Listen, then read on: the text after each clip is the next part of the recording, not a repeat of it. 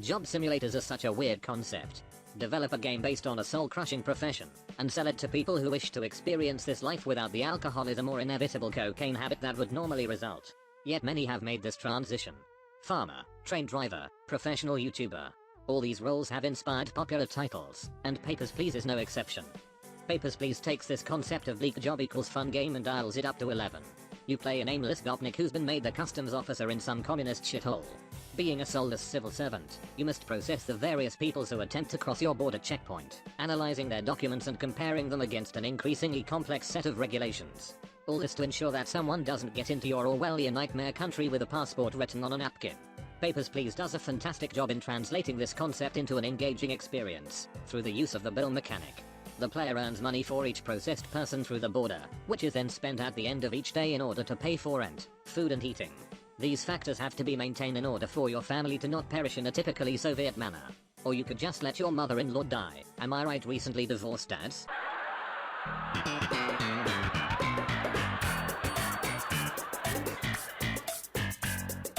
At its core, Papers, Please is a perfect example of a simple concept done well.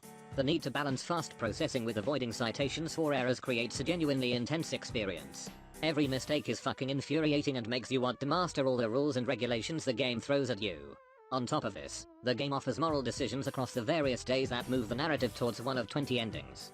Will you help those in need, and lose money by letting them in with incorrect documents? Or will you follow the rules to keep your family alive, so you can afford medicine for Tiny Tim for the millionth fucking time? In terms of presentation, the game epitomizes simple but effective.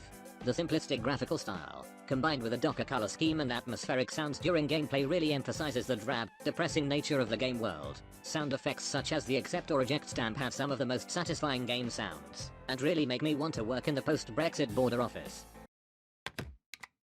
Overall, Papers, Please is a really enjoyable experience, and definitely deserves the praise it receives. With many titles overcomplicating their game design in pursuit of long-term player engagement, Papers, Please engages you with an interesting concept and polished game design. Definitely better than 10 years hard labor in the gulag.